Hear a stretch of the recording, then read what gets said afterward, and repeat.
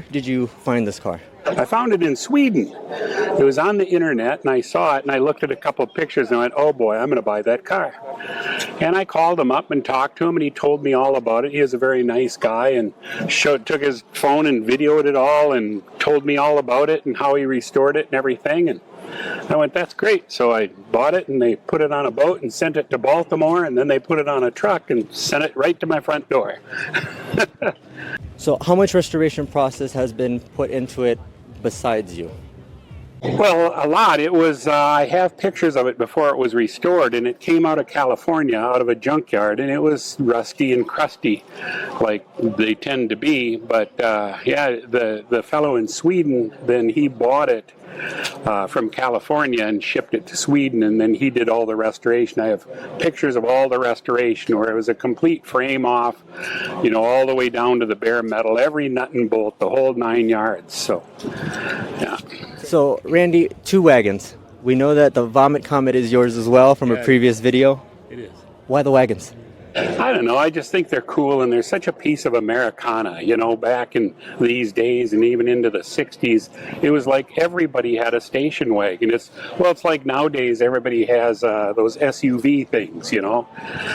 It's just what it was. Everyone had a station wagon, and it just, to me, it just screams Americana, and I just love it, you know. Mid-century modern, yeah.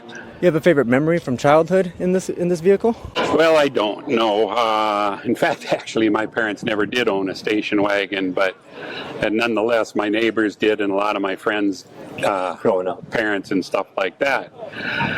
This car I bought, like I say, it just kind of tripped my trigger, and I thought it was just outstandingly beautiful. And my intentions now are I'll enter it into the AACA award competitions, and I'll probably next summer I'll get started with that and see what the judges think about it. So I'm just going to show it and drive it and enjoy it and have fun with it.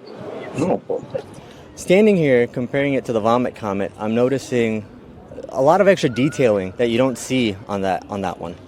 Well, that's true. Yeah, it's interesting that they. I believe this was an option. These vent shades are kind of a cool option, and then look at this aluminum trim that goes around here. It just adds a lot of beautiful touch to the car.